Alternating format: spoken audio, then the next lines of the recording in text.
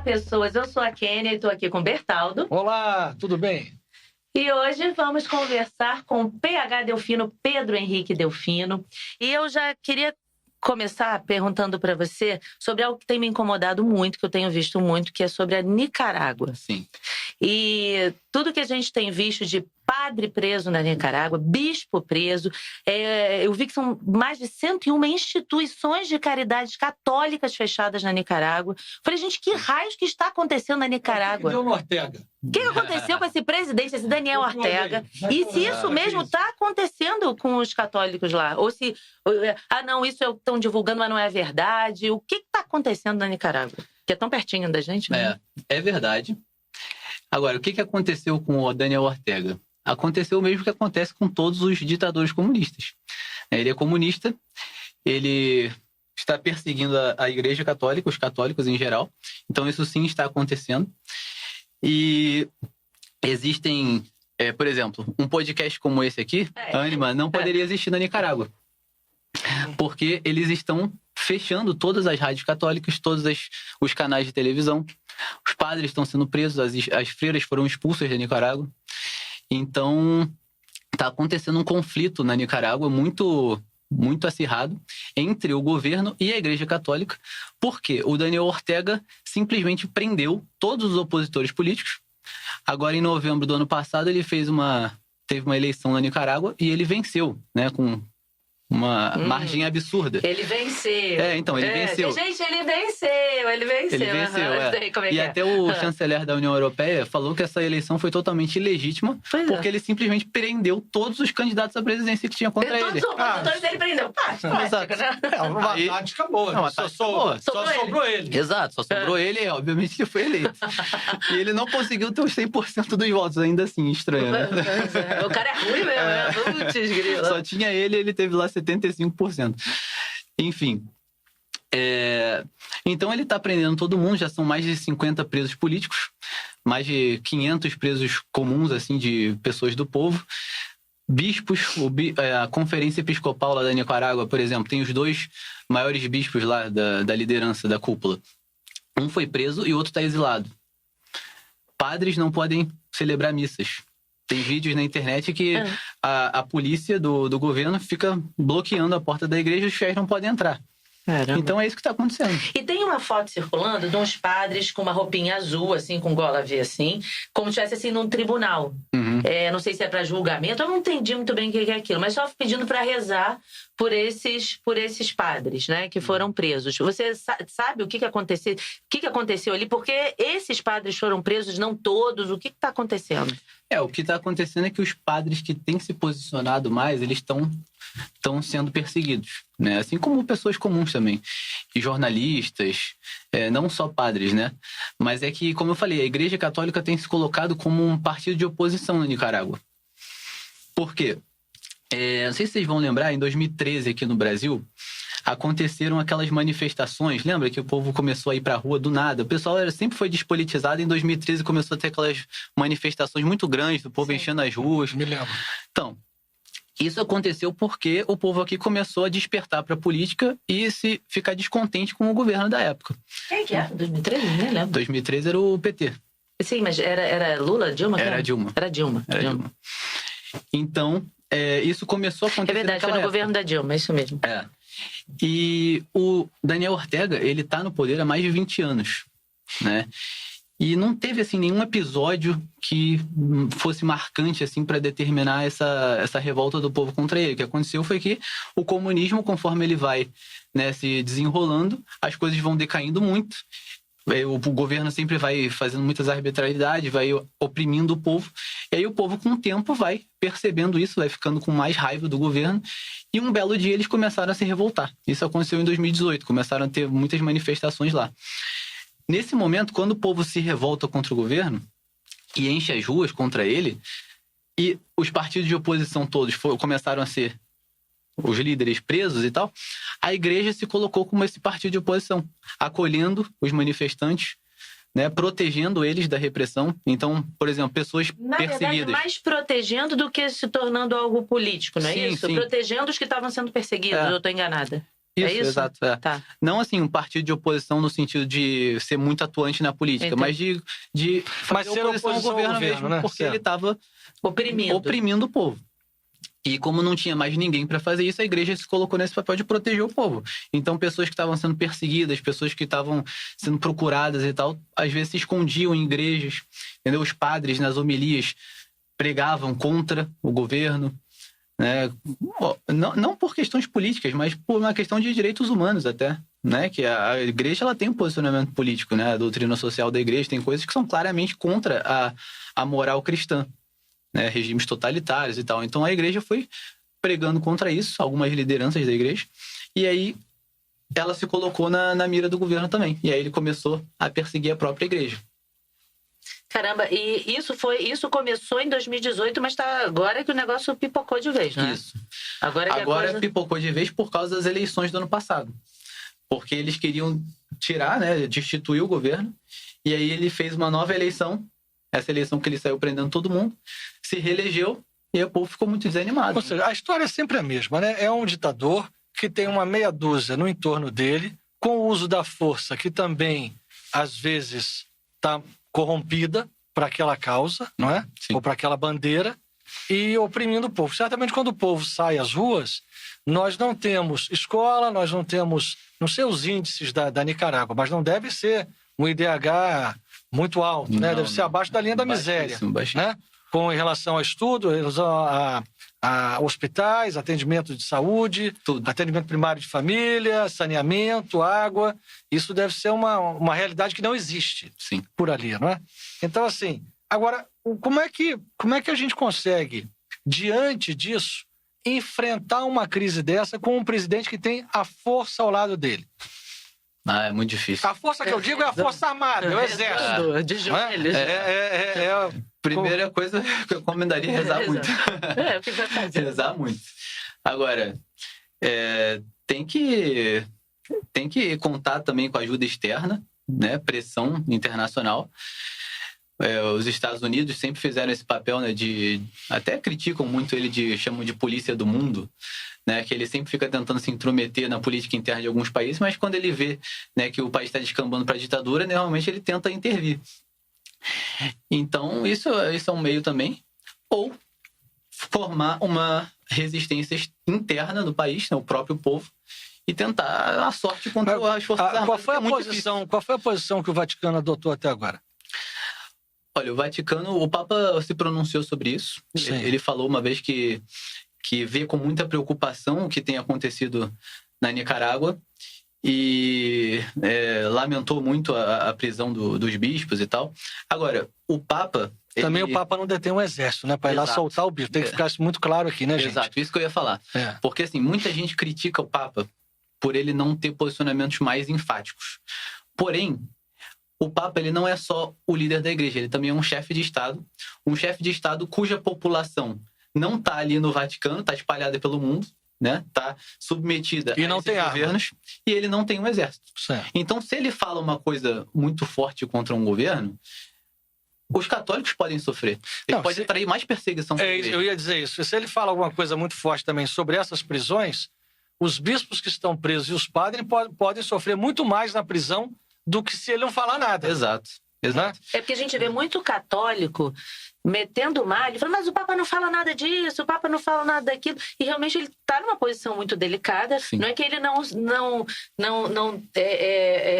não tem como invadir a Nicarágua. Exatamente, ele não tem como invadir a Nicarágua e tirar o Daniel Ortega de lá, né? Se fosse na época dos Templários, talvez ele fizesse isso. Mas hoje em dia não tem como, né? Ele não pode fazer isso. Então ele está realmente numa situação bem delicada, ele tem que medir muito as palavras. E o que eu acho que ele tem que fazer, e que ele certamente faz, é pelos bastidores. Né? O Papa, como, né, o líder da igreja, ele tem muitas conexões, ele tem representantes em cada país, tem núncio apostólico, bispo, cardeal, tem conexões até com políticos. Vai agindo ali, ele tem que tentar mexer uns pauzinhos pelos bastidores, tentar amenizar a tensão e tal. Não ficar, né, indo a público fazer discursos inflamados contra presidentes, ditadores e tal, porque ele não cabe isso a ele, né? E se ele fizesse isso, certamente ia piorar a situação. Agora, voltando a falar do Daniel Ortega, depois a gente vai entrar no papo aqui. Tá. Voltando a falar do Daniel Ortega, ele é amigo do Lula. Ou Sim. tô enganada também? Eu quero saber se eu tô enganada aqui. Eu tô falando com Não, professor, com mas- analista político. Não, você Então, tá muito assim, bem informado. Eu tô bem informada. Ele é Tá. amigo do Lula, Ele é. não é? Sim. O Lula já defendeu ele várias vezes. Eles têm uma proximidade. Sim. O Daniel Ortega, ele é membro do Foro de São Paulo, né, que foi fundado pelo Lula e pelo Fidel Castro. Então lá participa Lula, Fidel Castro quando estava vivo, Hugo Chávez, Evo Morales, todos esses. E Toda a galera boa. todos esses bonzinhos, assim, né? Pessoal da democracia. E é legal você explicar o que é o Foro de São Paulo. Porque muita gente fica ouvindo falar, acha até que é uma coisa meio... É mito, não existe Não isso, sabe não. o que é, não O sabe que que é o- organização é essa o que é o e Foro? qual é a pretensão deles. Então, muita gente acha isso porque a mídia nos fez o favor de esconder o Foro de São Paulo por muito tempo, né? Então, parecia mesmo que era uma teoria da conspiração e tal. Mas, com essa quebra do monopólio da informação aí da mídia, com a internet e tudo, ficou claro que o Foro de São Paulo existe e quais são os objetivos dele. Então, vamos lá. Ele foi fundado em 1990 pelo Lula e pelo Fidel Castro. O José Dirceu, isso aí tem até no YouTube, facilmente as pessoas vão achar. É só colocar lá no YouTube. O José Dirceu mesmo falou que o objetivo do Foro de São Paulo era recriar na América Latina o bloco soviético perdido no leste europeu com a queda do Muro de Berlim. Então não preciso dizer mais nada. Já né? tá claro que é o Fazer motivo um da bloco criação. comunista aqui, é unir todas as nações latino-americanas no que eles chamam de pátria grande e recriar o bloco soviético que eles perderam no leste europeu. E aí você tem, por exemplo, o Chile, dois anos atrás, que teve aquela história de queimar igrejas. Uhum. O que foi esse contexto no Chile? Exatamente. Pra gente entender também. E como tá com o presidente atual, que foi eleito agora? Assim, a questão do Chile é a mesma que acontece aqui no Brasil e em todos esses países da América do Sul. A gente viu aqui também um vereador que invadiu uma igreja lá em Curitiba um tempo atrás. Então, essas coisas estão acontecendo, né, cada vez mais, conforme essa ideologia de esquerda vai avançando. Né? Porque a ideologia de esquerda ela é anticristã. Então, ela vai incutindo na cabeça das pessoas que o cristianismo é mau, o cristianismo é opressor, que a igreja representa um fascismo. Né? Então, a igreja e a religião vira tipo um símbolo de tudo que não presta, de tudo que é mal com a sociedade. Então, na hora da revolta lá na manifestação, eles vão lá e quebram, tacam pedra na igreja. E às vezes nem sabe quem tá indo quebrar, tá indo no bolo, vai quebrar o negócio. Igual nem sabe. aqueles protestos que tinham dos Black Blocs, né, que eles tacavam pedra em banco. Por que eles tacavam pedra em banco? Porque Acho que nem eles sabiam. achavam que, sei lá, era o capital da burguesia, essas ideias loucas de comunista, né? Aí vamos destruir os bancos, vamos tomar o capital deles, vamos dar prejuízo para eles, né? Uma forma de vingança, assim. É isso. E como se analisa hoje a América Latina? Né? Como está agora a questão política da América Latina, desses países todos, para esse grande pata que eles querem montar aí? Então, a América Latina, ela teve uma guinada à esquerda ali no final da década de 90, início dos anos 2000. Muitos líderes de esquerda começaram a chegar ao poder em vários países. Eles tomaram praticamente todos os países da América Latina, que era o objetivo do Foro de São Paulo, né? Fazer com que fortalecer a esquerda no continente para que os membros do Foro chegassem ao poder nos seus respectivos países. Eles conseguiram isso. Aí tá. A esquerda chegou ao poder, foi uma desgraça total em vários países e começou a ter um movimento contrário de eleger várias pessoas de direita. Né? Nisso veio o Bolsonaro, veio lá o da Argentina, vários. Uns deles voltaram para a esquerda depois, como a própria Argentina. O Brasil ainda está com o Bolsonaro. Vamos escolher agora, semana que vem, se vamos continuar com ele ou não. Né? Então, mas aí se o Brasil entra, a gente está falando de muitos países, a gente está falando dessa grande pátria que realmente eles podem... Sim, mas isso já estava acontecendo. Isso já estava acontecendo por quê? Porque essa grande pátria, eu não sei, acho que o Foro de São Paulo, ele foi montado em contraponto a Davos. Né? E aí o Brasil passa a financiar obras que nunca serão pagas nesses países comunistas. É verdade. Né? Em Cuba, na Venezuela e por aí vai. Ou seja, isso já aconteceu agora, há 4 anos atrás. Há 8 anos atrás, há 12 anos atrás e há 16 anos atrás. Nós estamos falando de 4 governos do PT que fizeram exatamente isso. Pegaram o capital do Brasil a custo zero e fizeram obras de infraestrutura em países da América Latina comunistas que não vão pagar essas obras. E até deixaram que outros países, como a Bolívia, nacionalizassem refinarias do Brasil, como o próprio PT já admitiu ter feito. Porque eles não estão defendendo o Brasil.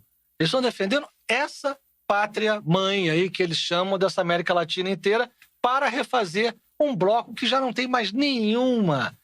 Nunca teve, não terá finalidade nenhuma esse bloco comunista que eles querem fazer. Exato. Agora, uma coisa que é bom que a gente diga, muita gente olha para essa conversa, né, e fala que o PT não fez uma ditadura em 13 anos que esteve no poder, por que ele faria agora? Isso aí é viagem, teoria da conspiração e tal.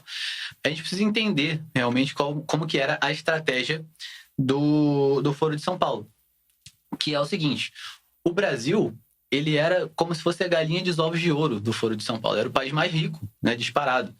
Então, isso que você comentou me lembrou disso.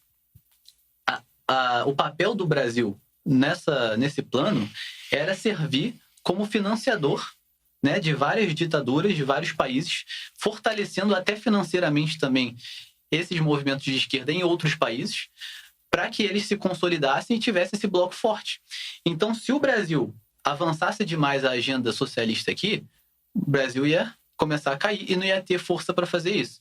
Então, precisava de capital, de dinheiro. Exato. De venda. De capital, e precisava ir muito aos poucos nessa agenda, bem de forma gradual, lenta, e paciente, para não destruir o próprio Brasil, porque senão o plano todo ia abaixo. Então, é isso, né? Nesse meio do caminho teve o impeachment da Dilma, graças a Deus, e meio que freou esses planos. Agora, o Leonardo Boff, né, que é um grande teólogo da libertação aí, né, o maior expoente e muito amigo do Lula, confessou numa live também, tá aí no YouTube, todo mundo pode procurar, que o Lula admitiu para ele, numa conversa privada entre os dois, que se ele voltar agora ao poder, vai ser para radicalizar. Caramba. O Lula falou isso. A minha última oportunidade. Tá com 75 anos, sei lá quantos anos ele tem, 76. Falou, é agora ou nunca. Exatamente, ele falou exatamente isso. Tá doido. Ele falou, essa é a última oportunidade que eu vou ter de fazer uma grande revolução. Então, assim, se ele não fez uma grande revolução em 13 anos, agora ele quer fazer, ele quer voltar ao poder para isso. Deus nos livre. E não sou eu que estou falando, uma pessoa de direita aqui, conservador, católico, que é o próprio petista, é o próprio Leonardo Boff, que é um dos melhores amigos dele. E esse vídeo está no YouTube? Tá no YouTube. Pode vamos fazer um recorte desse vídeo aí pra gente poder ver. Porque é tão escrachado o negócio, né, que a gente... E parece uma teoria da conspiração, né? Mas não é. As pessoas ficam jogando como que é isso? Porque aí entra aquela coisa que fala assim, não, você fica falando em comunismo, não tem comunismo, né? Eu escuto muito falar isso. A gente tá falando de socialismo. Mas assim...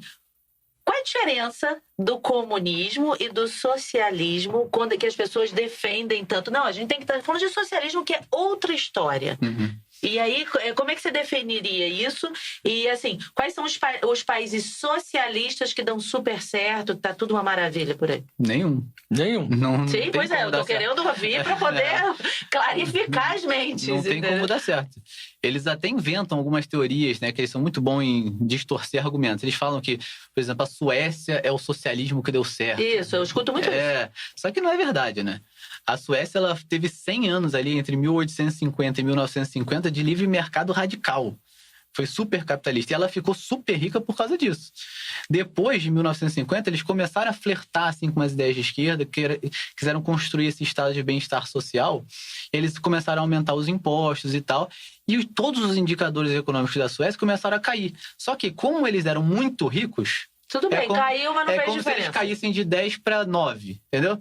Só que se eles continuarem nesse caminho por 50 anos, 100 anos, vai cair para 5, para 3, vai entrar no mesmo caminho de todos os outros países comunistas. Ou seja, acaba a reserva.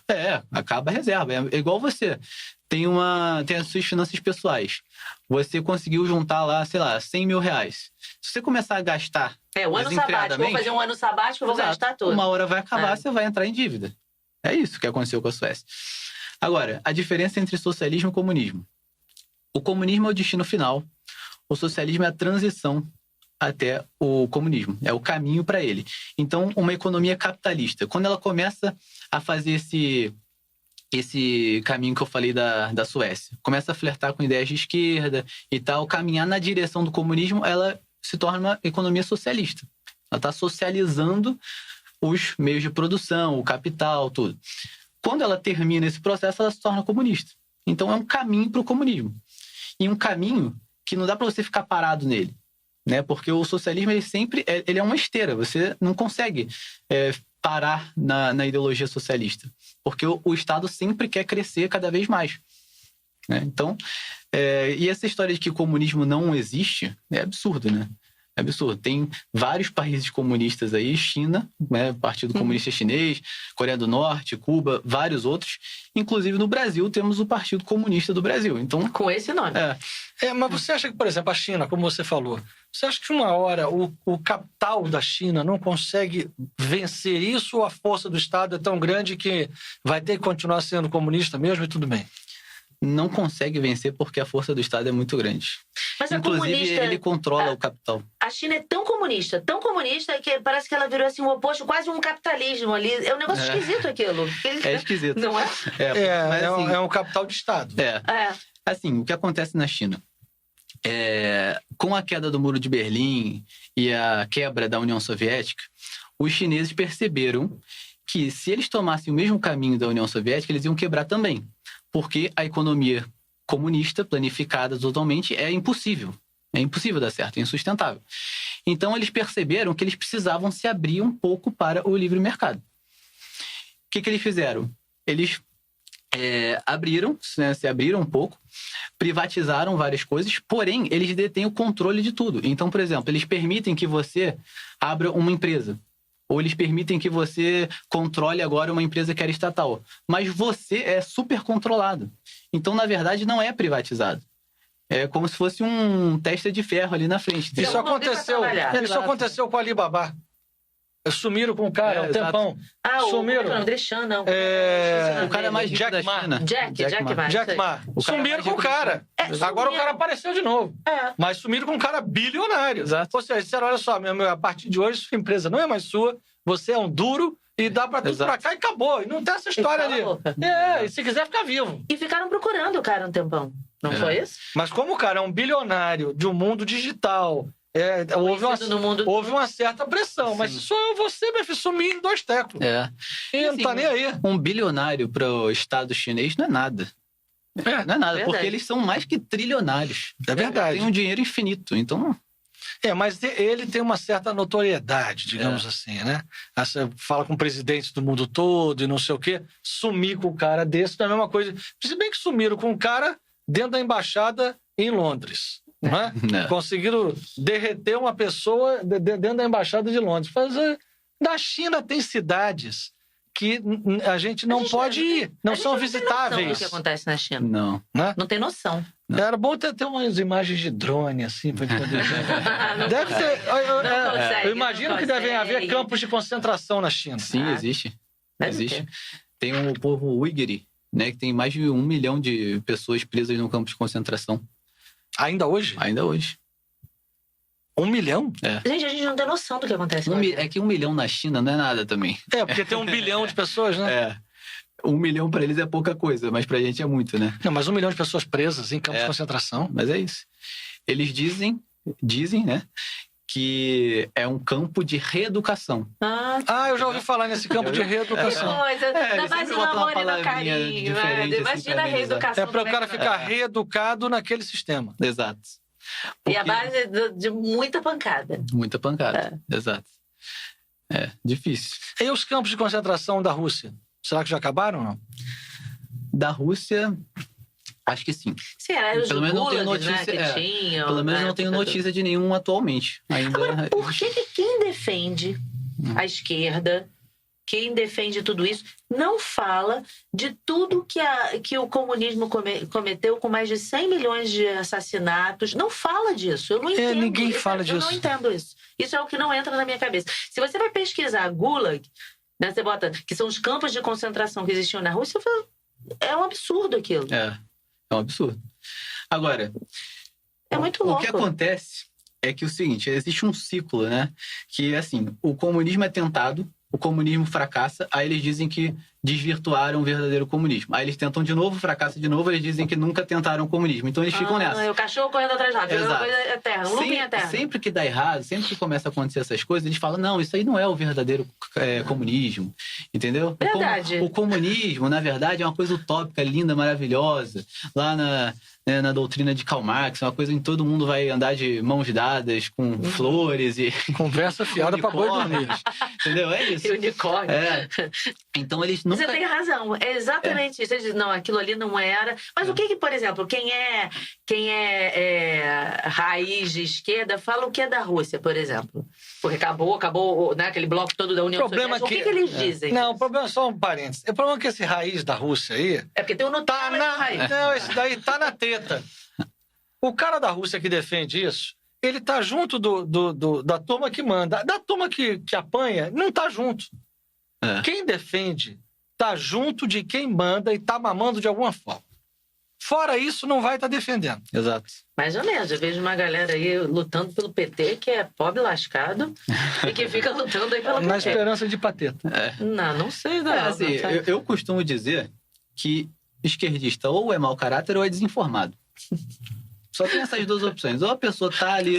Vamos ao mal informado, é melhor. Ou a pessoa tá se A beneficiando de alguma coisa, querendo participar da panela, como ele falou. Isso, da teta. Ou tá na utopia, uma forma... Que ali os líderes, né, e tal, uma cúpulazinha menor, minoria, e a grande maioria das pessoas são desinformadas, não sabem. É muito fácil pro Zé Dirceu, condenado, não é? Falar sobre socialismo ou sobre comunismo e andar em avião particular. Por que não anda de BRT? Tem que socializar esse avião aí. Tá entendendo? É muito fácil pegar os vídeos dele na internet andando em avião particular. Eu nunca vi um líder comunista, nem ditador, nenhum desses, que vivesse como, por exemplo, vou dizer do Gandhi, que não tinha nada a ver com política, mas o Gandhi fez uma coisa super coerente, né? Ele foi a favor da liberdade e ele vivia como as pessoas. Foi ver com esse sarongzinho aqui enrolado, pobrinho, comendo isso. O Gandhi fez uma coisa coerente. Fazendo algodãozinho. As coisas lá bem simples. Agora, essa galera não. É todo mundo no palácio, Fidel Castro, os Castros da vida toda, Raul Castro, todo mundo vivia sempre no palácio, todo mundo super rico. Você vê aquele homem, o Putin. Por exemplo. Não, do Hugo Chaves depois. Como é o nome dele? Maduro? O Maduro, que foi comer aquela carne do Homem do Salzinho, assim, né? Aí então, neguinho passando fome na Venezuela e o cara lá do Homem do Salzinho comendo aquele bifão maravilhoso, né? E todo mundo... Como assim, gente? Isso tá acontecendo, né? Então, eu costumo dizer que é a maior falácia do mundo essa história de que no comunismo não tem diferença de classe social. Porque a maior diferença de todas é no comunismo. Porque sempre tem um povo na miséria extrema e uma castazinha pequena, bilionária. É a maior desigualdade social que existe. É isso aí. Isso não existe no capitalismo. Exatamente. No capitalismo tem várias nuances, né? Agora, tão separado assim, todo mundo na miséria e 50 pessoas vivendo como Ele não tem classe média. Não tem. É porque o que, por exemplo, Cuba, você pega Cuba, né? Você pega Cuba e tá aquele povo todo que não tem nem reparo para descarga, que é um horror. Mas assim, mas tem acesso à saúde, tem a comida no prato. Mas os caras vivem numa pindaíba, né? Que parece que você tá entrando num filme na década de 20 com aqueles carros meio calhambeque, meio não sei o que, andando na rua, aquelas coisas tudo mal pintado, tudo não sei o que. E as pessoas com aquela cara de infeliz lá dentro. Ninguém não tem uma evolução para nada. O ônibus da década de 60 do Brasil, que já não funciona mais e tá lá. Parou no tempo, né? Mas aí o que eles dizem, o que é dito, né? É que o povo tem comida na mesa, tem acesso à educação e tem acesso à saúde. Mas no Brasil também tem comida na mesa. Não, é porque realmente tem muita gente passando fome. A gente vê isso nos países capitalistas, muita gente passando fome e tem isso. Mas assim, a que custo é isso? Ok, tem ali a comida, mas é tão degradante a situação daquelas pessoas que não justifica. E a gente tem que questionar também essas verdades absolutas aí que ficam repetindo sempre. Por exemplo, tem comida na mesa. Tem comida na mesa, mas é racionado. É verdade, não pode comer quanto quiser. É verdade. Inclusive, o peso médio dos cubanos caiu, 10 quilos nos últimos regime forçado. É verdade, é bem falado. É o regime comunista, né? Não tem como engordar nesse regime. A pessoa quer comprar mais caro. Você tem uma fila e você tem uma quantidade limite. Ou seja, eles dizem, ninguém passa fome, mas também é muito esquisito o negócio. Exato. A educação, como é que é a educação lá? muito pior que daqui. Todo mundo tem acesso e tal, mas é só para doutrinar as pessoas, para ensiná-las a não questionarem, para ensinar que Che Guevara é maravilhoso, que Fidel Castro foi um herói nacional, entendeu?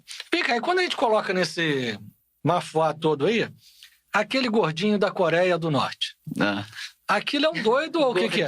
Ele é doido mesmo. Com aquelas mulheres todas vestidas iguais, não é? Todo mundo falando a mesma coisa, nada contra a soberania de cada país, cada um faz o que quer, mas enfim, me parece meio estranho. Eles podem Fica tranquilo que ele não vai assistir esse podcast, ele não vai. Mas o cara é muito. Se ele estiver assistindo, eu gosto muito dele, tá bom? Corações pro Kim. Um abraço, Kim. Valeu, você. Valeu, tá? A gente. Uma hora a gente pega você. Simpatiza com você. Não, diga-se de passagem, tinha alguém da família dele que estava no Brasil. Não teve um parente dele que ele mandou matar que foi no Brasil? Tem um cara aí que veio pra cá. Eu só sei da Disney. Da Disney também, mas tinha alguém pelo Brasil. Eu não sei se era no Brasil, mas teve Ou ele tinha passaporte brasileiro, teve um troço desse. Quando ele foi pra Disney. Eu acho que era nos Estados Unidos, ele talvez com passaporte brasileiro. Isso. Mas ele matou um cara, um parente dele. Tio. Não, ele matou muitos. Mas assim, ele matou um cara, que era um irmão dele, que estava enchendo a paciência. Acho que era tio. Não, encheu a paciência, ele manda matar. É simples, ele é muito fácil, muito. A pessoa é prática. Prático, bem prático. E deixa eu entender também, porque hoje a gente acabou de ver a eleição da Meloni, na Itália. Primeira-ministra da Itália. É Meloni? Acho que é Meloni, né? É, Meloni. Acho que é. Esqueci até o primeiro nome dela. Vou consultar os universitários. Giorgia Meloni, Giorgia Meloni? E aí tá todo mundo dizendo que a mulher é fascista. Primeiro, eu acho que é legal entender o conceito de fascismo, porque vivem chamando o Bolsonaro de fascista. O pessoal da esquerda fala, é fascista. É fascista porque é patriota, porque o fascismo era patriota. Entendeu? Por que ficam chamando tanto ele de fascista? Quais elementos que as pessoas usam para afirmar quase um Mussolini ali?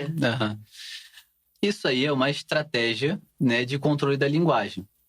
Eles pegam uma coisa que é mal vista por todo mundo, rotulam os adversários dele como aquilo, para tirar completamente a credibilidade da pessoa. Então as pessoas nem se prestam a ouvir o que o Bolsonaro tem a falar, porque ele é fascista, então ele é do mal, ele é nazista. Só que se você parar para ver, o fascismo tem nada a ver com isso. Eles tentam rotular como se uma pessoa que fosse patriota fosse fascista. É isso aí. Só que, por quê? Ou seja, é horrível ser patriota, usar verde e amarelo, defender o Brasil. Determinadas ideologias, como nazismo, fascismo, comunismo, eles foram muito nacionalistas. Né? Então, eles confundem nacionalismo com patriotismo. Né? Patriotismo é o amor à pátria, você querer o bem do país, você gostar do seu país e tal. Nacionalismo é diferente, é uma característica de certas ideologias que visam construir um Estado forte, né? Que tudo do seu país é melhor e tal. E essas ideologias totalitárias, elas sempre foram nacionalistas, então eles confundem um pouco. Agora, o fascismo, ele não é de direita. Né? Isso é uma coisa que tem que ficar claro. As escolas, as universidades sempre ensinam isso. Mas ensinam errado. Por quê? Porque os professores são de esquerda. Entendeu? Tem estudos, né? Já fizeram pesquisas, por exemplo, entre os professores de história. Eu sempre divulgo essa pesquisa no meu perfil lá. Agora eu não vou lembrar a referência exata do nome do estudo, mas, enfim. A gente vai no seu perfil, que é @phdelfino. phdelfino. No Instagram, e vai ver lá a pesquisa da fonte certa. Mas vamos lá. Mas eu lembro bem do dado. 85% dos professores de história são de esquerda. Isso não tem dúvida. Achei que fosse falar que não vou falar 101 porque salva você. Mais outro ali.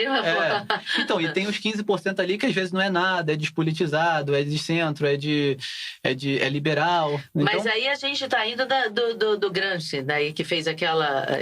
Gramsci, né? Antônio Gramsci. Como é que fala o nome Gramsci. Então, o Gramsci que fez toda aquela... Não é isso?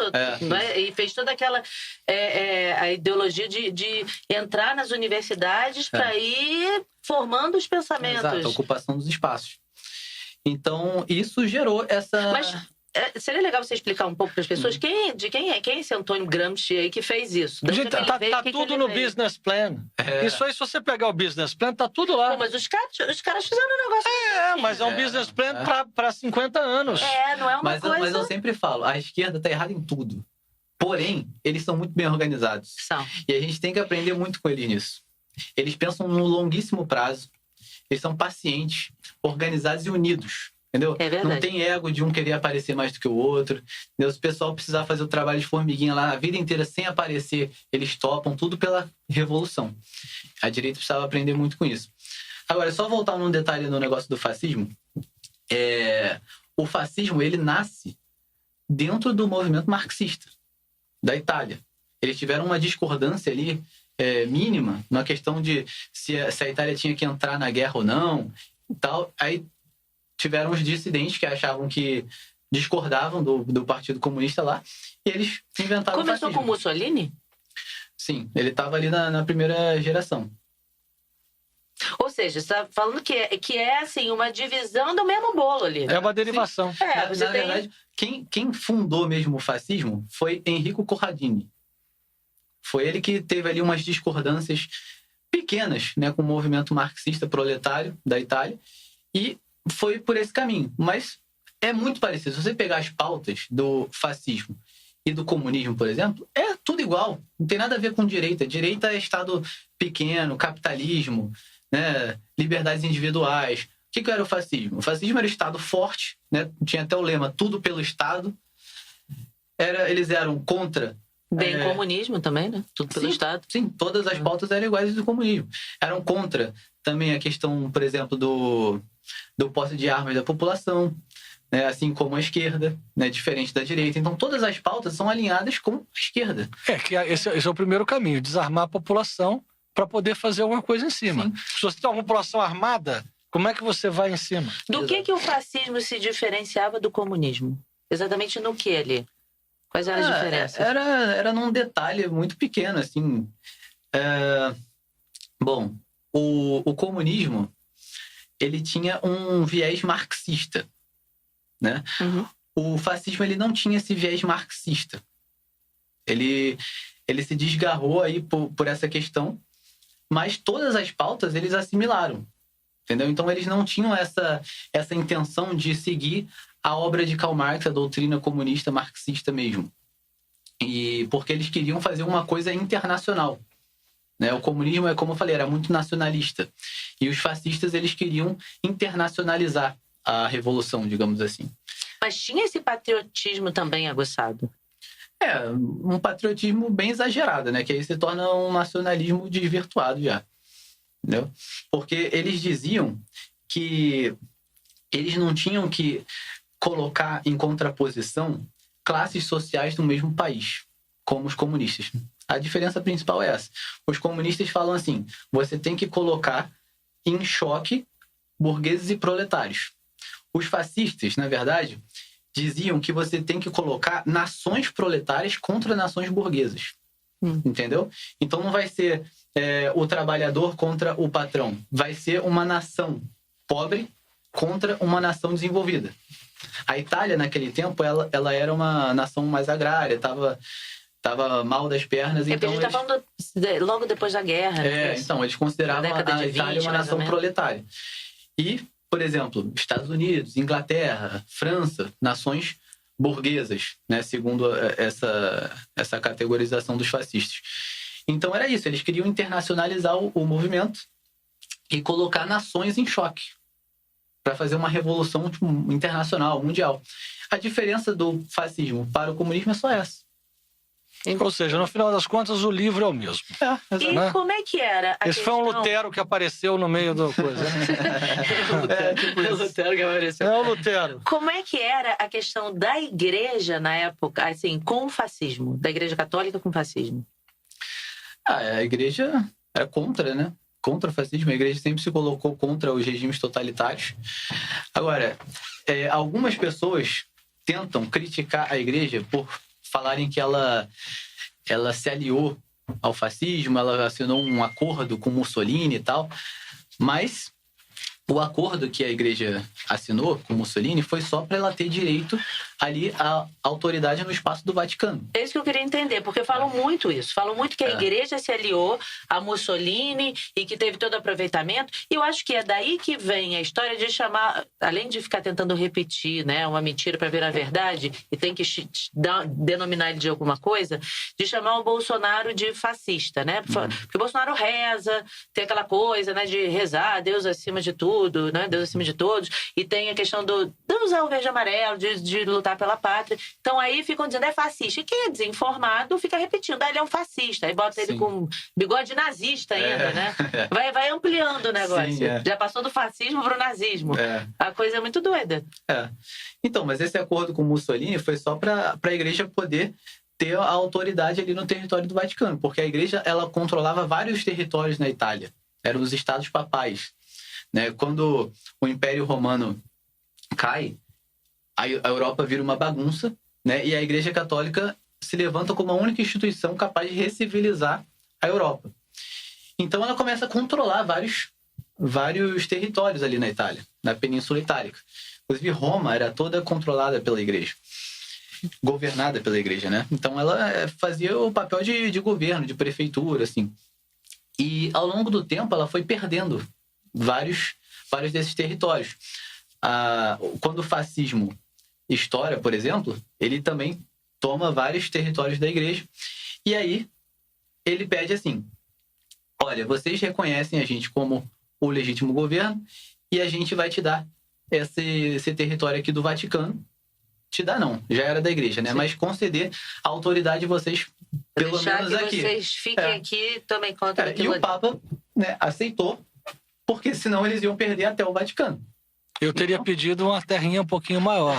Ali são 42 hectares, eu acho. Uma coisa ali Eu tinha ampliado. Eu tinha chegado ali na Piazza Navona, na Piazza de Espanha, e eu chegava até a Fontana de Trevi, pegava o Coliseu, o Fórum Romano, então, gente, por aí tá bom. Seria bom. Porém, se o Papa falasse isso, ele ia falar, então vai ficar nem com o Vaticano. É verdade, é verdade. E daí, é por isso você atribui chamarem o Bolsonaro de fascista também, pegando essas duas características, assim, dizendo que ou você acha que eu tô aqui viajando é só realmente para xingar ele de alguma coisa? Porque é um xingamento, né? Falar que o cara é fascista é um xingamento. Sim, com certeza. Agora, é xingamento falar que o cara é fascista, mas não é xingamento falar que o cara é comunista? Não é. Tem até, como você falou, tem o Partido Comunista. Né? Eu não encontrei nenhum partido fascista. Então, o comunismo matou muito mais do que fascismo e nazismo juntos, né? Porém, como esses professores aí todos de esquerda conseguiram colocar o fascismo e o nazismo na conta da direita, isso ficou demonizado, enquanto o comunismo ainda matou e mata mais do que tudo. Sim. Agora, você falou como a doutrinação, os professores de história, são 85%. Então, a gente estava falando do Antônio Gramsci.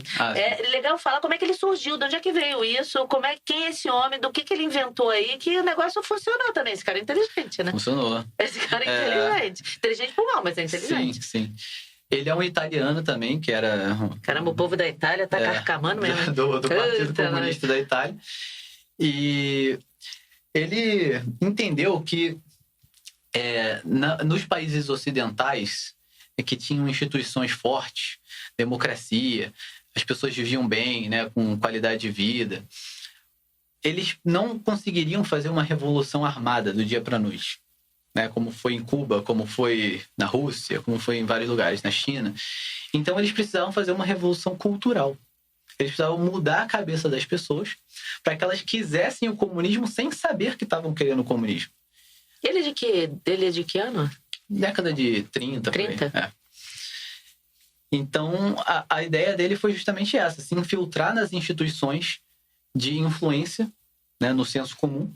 Então, jornalismo, professores, artistas, né, todas essas pessoas da área cultural, assim, para ir mudando os valores da sociedade, para fazer com que as pessoas devagar, né, de forma lenta e gradual, assimilassem os valores revolucionários e pedissem por um governo comunista mesmo sem saber. Então hoje quando você fala assim, fulano é comunista, a pessoa fala, não é nada, ele tá viajando. É uma o sucesso despersonificação do capeta. É a mesma coisa que o capeta fez. Gente, eu me lembro. Você fala de demônio, hoje ninguém acha nada. É a mesma coisa disso. O cara fica assim, não. Tem até um filme do Não é nada, não. Lúcifer, que é um cara bonitão lá atuando. Lúcifer é o cara todo bonitão, todo não sei o quê. É nesse sentido. Exato. É exatamente isso. Ninguém acredita mais que o diabo existe, né? Tu já assistiu isso? Não, claro que não. Mas eu sei que eu sou bem informada. Eu sou uma pessoa super bem informada. Tô de olho aqui. Eu assisti. Deus me livre assistir um filme que vai exaltar Lúcifer. Tá louco, gente. Pô, tá Uma maluco. mulher de Nossa Senhora? Não dá. Não combina comigo. Mas Não, é eu bom, sei que vamos tem. saber que existe pra alertar as pessoas. Né? É. Com certeza, com certeza. Eu me lembro de eu pequena, meu irmão tem 4 anos a mais que eu. E o meu irmão chegou, todo super favorável a comunismo, a não sei o quê. E a gente, todo mundo lá em casa assim, ficou olhando assim pra ele, tipo, de onde é que ele tirou isso? Aí com o tempo ele foi falando, era o professor de história dele, Aí. colégio. Sempre. E deixou a cabeça dele durante um bom período ali de tempo, assim, meio esquisita, até que depois ele, graças a Deus, passou o surto e voltou ao normal e passou a entender. Mas sério, porque aí a gente ficava assim, tipo, defendendo as coisas, assim, realmente de comunismo e não sei o que, gente. Não sei que veio isso, gente. Mas E aí os ele foi, professores com o sempre tempo, fazem falando, isso. Eles vendem uma ideia de que o comunismo é maravilhoso, que ele vai resolver todos os problemas da sociedade. E o jovem tem esse ímpeto, né, de transformar a sociedade, de fazer diferente, meio rebelde, assim.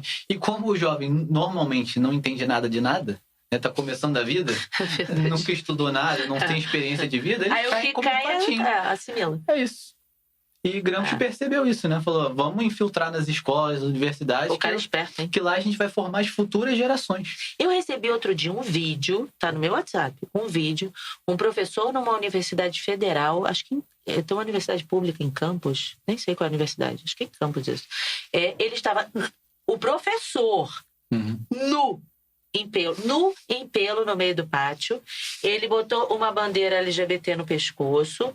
Se o cara quer ser gay, é um problema dele, ele é homossexual. Ele fica pelado em casa, pô. Ele fica pelado. Mas por que ele foi ficar pelado na universidade? Na faculdade, não sei. Aí ele pelado. Aí ele Mas ninguém levou ele preso, não?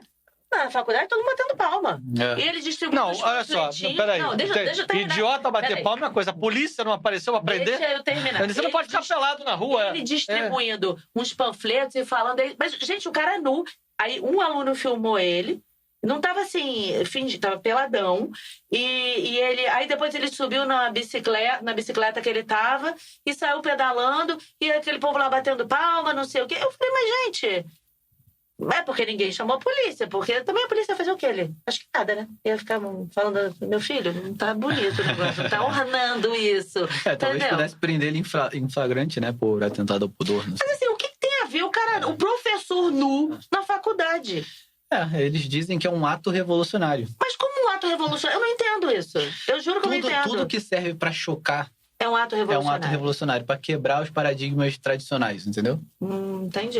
Isso vai acostumando as pessoas com essas É por coisas. isso que aquela boneca com aquele peito lá caído, lá gritando lá assim. Exato. Por que as feministas adoram protestar assim, sem camisa? Porque choca. Tudo que serve pra chocar, pra ir contra os valores tradicionais. Mas aquelas mulheres feias choca mesmo. Aquilo choca que eu vou te contar, tá? Verdade. Me desculpem as feias, mas beleza é fundamental. Pega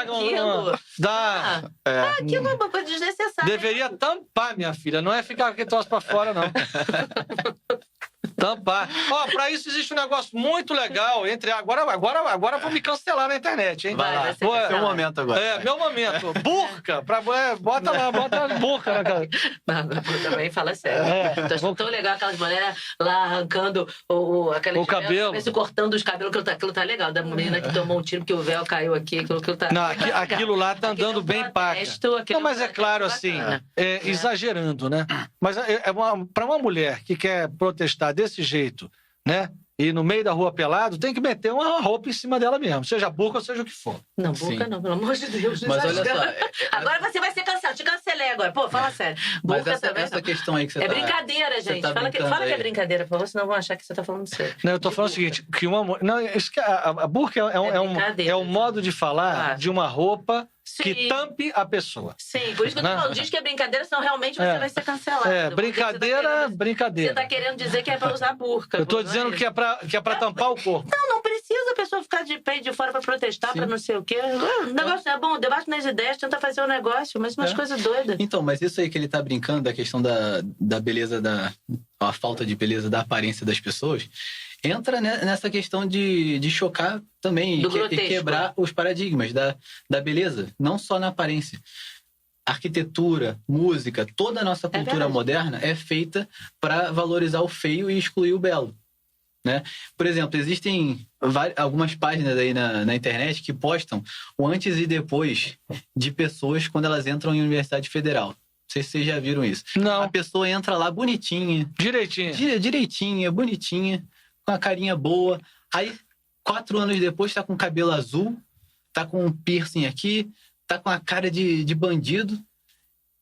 É isso que eles servem. É para isso que eles servem. Entendeu? Para inspirar toda essa revolta, essa rebeldia, essa mentalidade revolucionária mesmo, que vai se manifestar na aparência da pessoa, nas roupas que ela escolhe, nas músicas que ela escuta, nos livros que ela lê, na forma de falar, né? A arquitetura da cidade. Tudo. Fica tudo feio, né? a destruição É uma do coisa belo. meio grotesca É a mesmo. destruição do belo. Você vê nas obras de arte em tudo.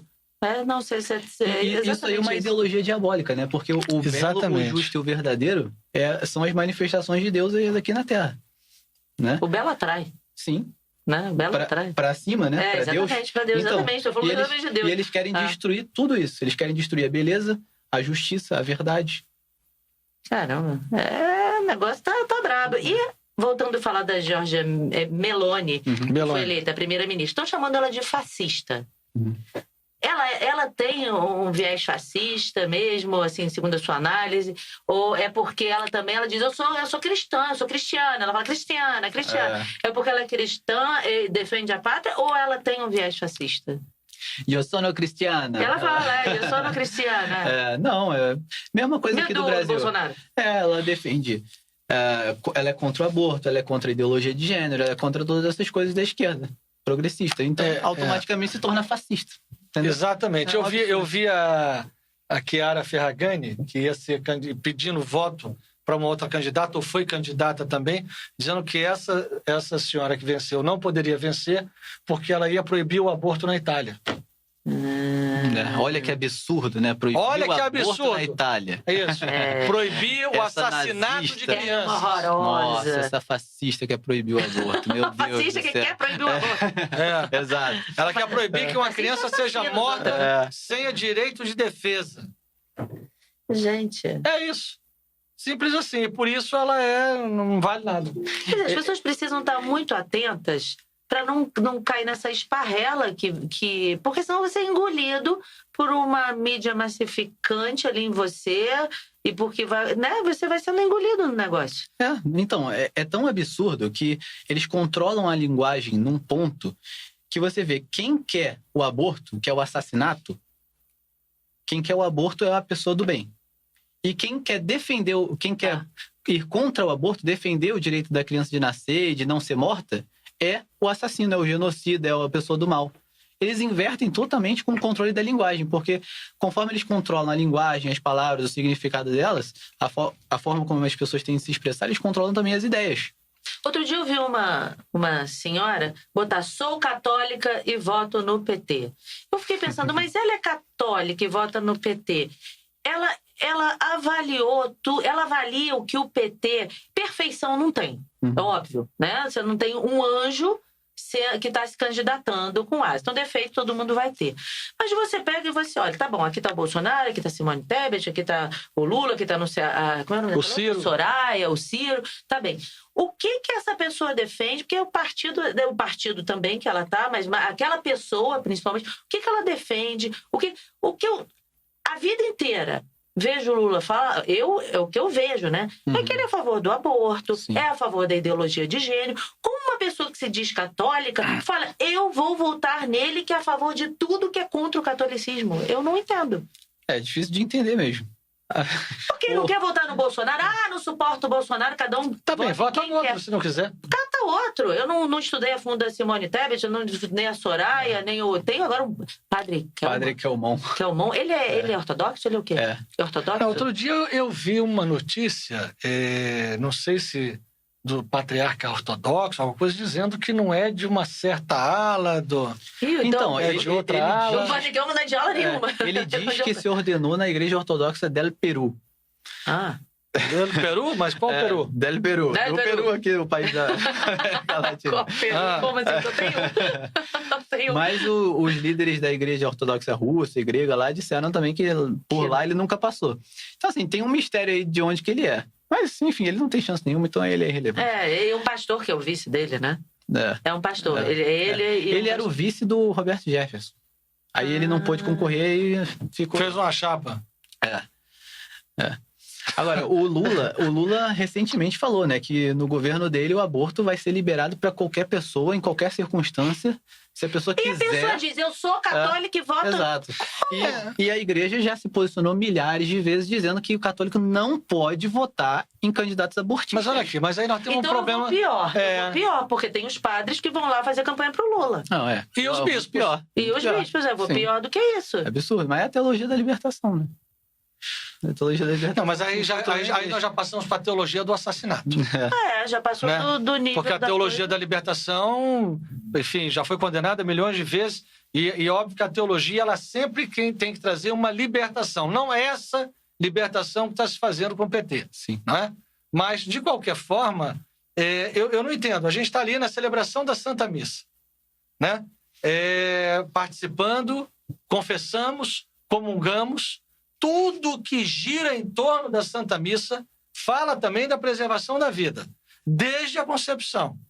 Como é que uma pessoa da igreja, como a gente está falando, ou um padre ou um bispo, pode ser aliado diretamente, né, uma cooperação formal com o mal? Né? Não vai me dizer que não é porque é. Porque se você tem um presidente que diz, ou um candidato, eu vou abrir o aborto no Brasil para todo mundo mais do que já é. E eu estou aliado a ele, eu estou dizendo, então, eu concordo com você. Sim. Mas como eu celebro a missa, e eu concordo com isso, isso não faz o menor sentido na minha cabeça. Não faz mesmo. Eu posso estar enganado, a teologia da igreja mudou, o Papa deu outra ordem. O que aconteceu? Não deu, não deu. Não, o Papa é sempre muito enfático contra o aborto. Sempre fala. E, inclusive, ele sempre compara, dizendo que uma pessoa que pratica o aborto é como se fosse um assassino de aluguel. Então, o Papa sempre fala muito forte contra o aborto. Mas é a questão da teologia da libertação mesmo, que a teologia da libertação ela foi criada, né, para enganar os cristãos. Tem um livro muito bom chamado Desinformação, escrito pelo tenente-general Ion Mihai Pacepa, que foi um ex-general da KGB. Ele desertou um dia da KGB, se cansou lá de promover o mal e começou a escrever contando todos os podres que ele tinha cometido. Desinformação. Ion Mihai Pacepa. E contando todos os bastidores, né, de tudo que ele já tinha ajudado a fazer e tal. E ele conta lá abertamente que a KGB, que a teologia da libertação foi uma criação da KGB, que agentes soviéticos conseguiram manipular um grupinho de bispos latino-americanos numa conferência de Medellín, na Colômbia. Criaram lá a teologia da libertação. Por quê? Eles tinham a interpretação de que na América Latina o povo era muito religioso e muito pobre. Então eles conseguiriam, pela pobreza e pela ignorância, falta de estudo, assim, né, das pessoas mais simples, eles conseguiriam manipular a cabeça dessas pessoas através da religião. Então eles iam passar um evangelho desvirtuado, né, com uma leitura marxista, para engajar essas pessoas com a revolução política. Então, o objetivo da teologia da libertação é político, primariamente. Então, se tem um conflito entre a política e a fé católica, vai prevalecer a política. Entendeu? Se, por exemplo, tem o Lula é um candidato de esquerda que vai avançar a agenda revolucionária. Tá, mas ele defende o aborto. Para eles, dane-se. É mais importante a revolução. Entendeu? O problema é esse. Entendi. Mas será que isso levaria uma pessoa a ficar num estado de pecado? Eu estou pensando nisso. Uma pessoa que defende o PT? Isso. Vamos dizer que você conheça um padre ou um bispo que é PT roxo. Né? Então, ou seja, ele participa, ele conversa, ele vai adiante, mas ele celebra a missa. Mas se ele está num estado de pecado por fazer uma cooperação dessa, como é que se pode isso? Eu acho que há uma necessidade de uma discussão hoje, interna nossa, sobre tudo isso. Sim. Como é que isso pode avançar dessa forma e ninguém pode falar nada? Não está correto. Se isso não está correto com o que Nosso Senhor falou, com o que Nosso Senhor mandou, então é preciso que seja corrigido. Concordo. É preciso isso, de qualquer maneira. Ou então a gente vai ficar tampando o sol com a peneira. Concordo. O problema é que esses próprios padres e bispos, eles também foram doutrinados, né? Então eles entendem que o socialismo, a esquerda, ela representa aquilo que mais está em harmonia com o evangelho, que é o cuidado com os pobres, né? Que toda essa questão da caridade e tal, e que a direita representa a opressão, os privilégios dos ricos. Eles foram, né, doutrinados também, eles têm uma mentalidade distorcida nesse sentido. Então, eles acham que, sei, talvez a esquerda tenha uma falha ou outra, por exemplo, na questão do aborto, mas no todo ela está mais alinhada com o evangelho, o que é mentira. Né? Não é verdade isso, porque a direita também se preocupa com os pobres, mas de uma forma diferente. Nós não queremos que o Estado seja dono de tudo para poder fornecer as coisas. A gente quer uma forma mais eficiente de ajudar os pobres. Mas eles não conseguem entender isso porque eles também foram doutrinados. Aí a gente volta naquela história. Ou eles entendem e são mau caráter, defendem mesmo assim, ou eles são desinformados. Não, eles não são desinformados. A quantidade de estudos que há para poder se fazer um padre ou um bispo, eles não podem ser desinformados. Não são desinformados. Mas muitos seminários estão desvirtuados. Então, a pessoa começa a ser doutrinada lá. Aí está um problema grave, que eu tenho certeza que deve ser um problema que o Santo Padre tem muita dificuldade em enfrentar. Sim, com certeza. Porque é uma dificuldade estrutural. Eu quero falar do Papa, mas antes de a gente entrar no Papa, como a gente já está falando de Lula, de Bolsonaro, de política, e o Ciro Gomes, que está todo paz e amor. No debate que teve, no último, né, eu vi ele até meio que dando umas rabanadas assim no Lula, sendo meio grosseiro. Eu falei assim, Ciro mudou? Ciro é uma nova pessoa? Parece, né? Parece. Tem enganado muita gente. Mas a questão é simples de entender. O Ciro é uma pessoa de esquerda, sempre defendeu as mesmíssimas coisas que o PT, fez carreira na aba do Lula. Em 2018, ele esperava, quando o Lula foi preso, ele esperava que ele fosse ser o nome indicado do PT para concorrer à presidência contra o Bolsonaro. O Lula escolheu o Haddad e ele ficou revoltado. Navios. Aí rompeu com o Lula. Não é mais meu amigo. Tomou um caminho independente e agora, para atrair os votos da esquerda para ele precisa bater muito no Lula. Entendeu? Tipo, eu sou alternativa, né? Quem não quer votar no Lula, Bolsonaro, não quer votar no Lula, Exato. que é condenado, né? Que foi condenado. Depois a gente pode até falar dessa absolvição aí dele, né? Que ele diz que não teve nada. Ele tem que se colocar ali como alternativa. Então aí ele tá se fazendo agora de bonzinho e bate. Ele chamou o Lula de serpente, encantador de serpente, exato. no debate. Sim. Isso é encantador, porque um encantador de serpente, aquele jeito dele falar. Eu queria saber se depois do debate o pessoal vai todo pra churrascaria. Não, todo mundo se cumprimenta. Tipo jogo de futebol, não? Deve ir todo mundo menos o Bolsonaro. Será? Não, o Bolsonaro não vai mesmo. Mas será que o pessoal vai pra churrascaria junto depois? Tá aí, o debate foi bom, gente. Não vai pra churrascaria porque comer carne é fascismo também. Mas ele falou,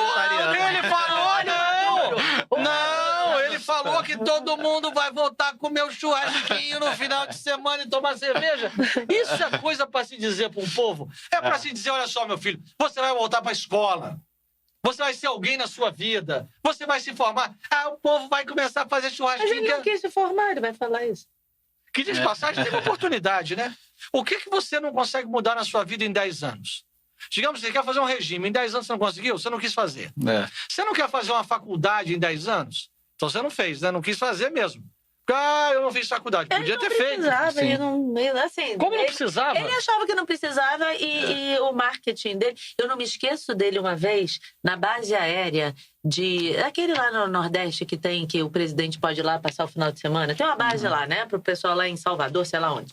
E ele Ele tava com, na época era a Marisa Letícia, e ele pegou uma caixa de isopor, botou aqui e foi andando pra praia. Tipo, eu sou do povo, não tem ninguém pra levar a minha cervejinha, eu vou com a minha caixinha de cerveja. Tu acha mesmo que o presidente da República não teria quem levasse a cervejinha dele? Aquilo é marketing puro, entendeu? Tipo, eu sou um cara do povo, eu vou levar a minha cerveja e vou carregar o meu engradado de cerveja na coisa e vou levar. Eu fiquei olhando e falei, ai, que malandro. Mas porque há também, por exemplo, cada um se enxerga, né, um pouco, né? O cara que carrega realmente o engradado de cerveja diz lá, eu também cheguei na presidência com o Lula e tal. Sim. Pois é. Mas eu queria voltar ainda a um Brasil que teve quase 7% de depressão. Deixa eu perguntar pra ela, você quer mais água? Tem água aí? Ainda tem aqui. Tem, velho. Tá, pode botar, pode estar. Traz pra mim também. Peraí, vou trazer água. Aqui, antigamente, no podcast, vinha sanduíche, vinha Come daqui a pouco. vinha cafezinho. Tá tudo lá fora. Agora Se o não convidado quiser. não chega. Não, agora não, depois. Agora o pessoal só traz, ó, gente, o pessoal aqui, ó, só traz água agora e olhe lá, Não, viu? tem tudo. Porque às vezes a pessoa não quer falar comendo. Muito, Eu não gosto de falar comigo. Agora eu vou ter que fazer coro com o Zé Roberto, sabe? O Zé Roberto, não é Zé Roberto, Claro. né? Então, o Zé Roberto disse que a gente agora só quer saber do DOC. Qualquer coisa do Zé Roberto, ele fala Ele assim, fala isso? vocês só querem saber agora do DOC. Ele é ciumento, Quer saber do né? DOC, quer saber do DOC. Ele é Pois é, mas quando o DOC veio aqui, aí tinha sanduichinho aqui. Porque tinha... ele quis comer. Ô, Doc, aqui. tu tem que voltar ao podcast. Não, porque ele quis comer, mas se quiser, a gente traz. Tá bom. Tá Quer que certo. traga? Não quero, Tá não, vendo? obrigado. O convidado manda. O convidado manda. Mas eu tava voltando aonde que agora você me fez esquecer. 7% de depressão. 7% de depressão. Né? Na véspera da eleição do governo Dilma, o Brasil era o país do futuro. Aham. Né? As crianças teriam todas escola bilíngue, nós teríamos um transporte de qualidade, melhor do que o do Japão, né? Não teria nenhuma cidade que não seria interligada por drones, em que nós iríamos como Dubai, e no dia seguinte da eleição o Brasil sai de 4 para 3 negativo. E cai, não se lembram disso? Sim. O Brasil parou. Então, assim, essas invenções, a gente tem que tomar muito cuidado em tudo isso, do que acontece, o que não acontece, que jogo está sendo jogado, porque é muito difícil tudo isso. A coisa tá que tá o negócio, hein? Deixa eu agora perguntar para você uma coisa. Eu vejo muitas pessoas falando, o Papa Francisco é comunista. A gente escuta muito as pessoas falando isso. Uhum. E assim, eu vejo montagens na internet atribuindo frases que ele não disse. Eu falo, mas gente, pesquisa, vai ver que era isso. E as pessoas botando como se ele dissesse isso. Eu não sei se isso é uma invenção da esquerda, eu sei lá o que é, para dizer que o Papa é comunista, que o Papa... Uma coisa é as pessoas se preocupar... o Papa se preocupar com os pobres, isso é legítimo. Sim. Agora, dizer que ele é comunista... Não, isso é até missão. Pois é, missão, exatamente. Tem que se tá no preocupar. evangelho, Tá no isso. evangelho, é caridade, tem que se preocupar com os pobres, tem que fazer. Agora, assim, ficam reafirmando constantemente que ele é comunista. Aí quem é da direita fica atacando o Papa. Sim. Eu detesto esse Papa, ele é comunista. Eu falo, mas gente, primeiro que não existe igreja longe do Papa, né? A gente vai virar outra coisa, não a igreja. Sim. E o que você atribui a tanta... Olha, tudo isso que dizem dele? esse assunto me deixa bem triste. A mim também, confesso. Eu mesmo recebo muita pancada por causa disso, porque hoje em dia na internet tem uma histeria contra o Papa absurda. Eu nunca vi um negócio assim. E eu, pelo menos, não conheço outra pessoa que se levante tanto para defender ele como eu na internet. Eu recebo muita pancada por causa disso. Porque virou legal falar mal do Papa. Né? Muitas páginas de direita o criticam, sai uma noticiazinha Os assim... católicos. Católicos, Um absurdo. Sim. Sai uma notícia, a pessoa nem verifica direito, já reposta, porque sabe que aquilo vai dar curtida, vai dar repercussão e tal. E é de uma irresponsabilidade tremenda. É porque isso afasta as pessoas de Deus. As pessoas não conhecem o Papa hoje. Não conhecem. Elas estão altamente desinformadas sobre ele. Todas as vezes que o Papa já falou sobre comunismo e marxismo, ele falou contra. Ele nunca falou nada a favor do comunismo. Ele tem escritos, ele escreveu no prefácio de um livro do Bento XVI até, condenando o marxismo. Sempre falou contra isso. Então é um absurdo. Eu tenho um curso que eu dou chamado Excelência Católica, que é sobre história e doutrina da igreja. E eu fiz questão de botar uma aula sobre o Papa Francisco. Eu peguei todas as acusações que fazem contra ele, já fizeram contra ele até hoje, e fui trazendo a verdade uma por uma. assim, mostrando o que ele bacana realmente falou sobre aquele caso. Para as pessoas entenderem que elas estão com a ideia invertida sobre ele. Mas o que você atribui a essa mudança? Porque o Papa, no início, era aclamado, amado, era assim, o cara que não anda num carro caro, não tem uma cruz de ouro, não se hospeda em grandes hotéis e não faz isso e aquilo. Mora com... O que aconteceu? Não mora no palácio, mora na Casa Santa Marta, com todo mundo junto, come no bandejão. O que você atribui essa mudança de foco no Papa? Eu acho que ele tem, inegavelmente, um perfil diferente do Ratzinger, do Bento XVI. Que também tem diferente de João Paulo II. Sim, exato. Não tem nada de ruim nisso. Mas ele tem um perfil diferente. E os conservadores, né, começaram a estranhar um pouco essas coisas. Tem um jornalista na Itália que cobre o Vaticano, ele é chamado Roberto De Mattei. E ele é bem conservador também, católico. E ele fala que a esquerda, naquela época que o Papa estava começando o seu pontificado, a esquerda estava carecendo de uma figura simbólica que representasse a esquerda no mundo. Não tinha. Então, eles tentaram pegar o Papa para si. E começaram a bater na tecla de que o Papa era progressista, de que o Papa era o oposto do Papa anterior. E não é nada disso, né? Então, a direita começou a ficar meio com raiva do Papa, porque caiu nessa narrativa que a esquerda montou, né? Para trazer o Papa para si. Exatamente, é isso mesmo. Eu tenho um vídeo... Desculpa te cortar, mas é porque o vídeo fala disso. Que é o Papa recebendo uma cruz com uma foice e um martelo do Evo Morales. Sim. Eu recebi, na época, essa cruz de não sei... Essa foto de não sei quantas pessoas... O Papa, tá vendo como é que é? Olha a cruz com a foice e martelo que ele aceitou do Evo Morales. Isso é um absurdo, não sei o quê. Realmente é um absurdo. Eu respondia para as pessoas, mas você viu a continuação do vídeo? Aí eu tinha um trabalho de responder um por um e mandar o vídeo. Eu falei, presta atenção, você está falando de um chefe de Estado que foi ao encontro de outro chefe de Estado e do Papa ao mesmo tempo. Porque ele é, né, um chefe de Estado, né, por causa do Vaticano. E ao mesmo tempo é o chefe da igreja. Ele recebe a cruz com a foice e o martelo. Logo depois ele faz assim com a cabeça. Ele faz assim, já viu esse vídeo? Ele faz assim com a cabeça. E eu acho que ele foi muito sábio no que ele fez. Ia pegar muito mal para o chefe de Estado recusar um presente. Então, o que ele fez? Ele ficou com um presente. Quando ele foi embora do país da Bolívia, ele foi até uma imagem de Nossa Senhora que tinha lá e deixou aos pés da imagem de Nossa Senhora a cruz com a foice e com o martelo. Ele não levou. E ele disse, isso não está bem, isso não está bem. Ele, quando recebeu, ele falou, isso não está bem. Não está bem, isso não está bem. Exatamente, ele falou isso. Mas as pessoas só pegaram aquele pedaço porque ele recebeu o presente assim, sorrindo, né? Quando ele vai ver...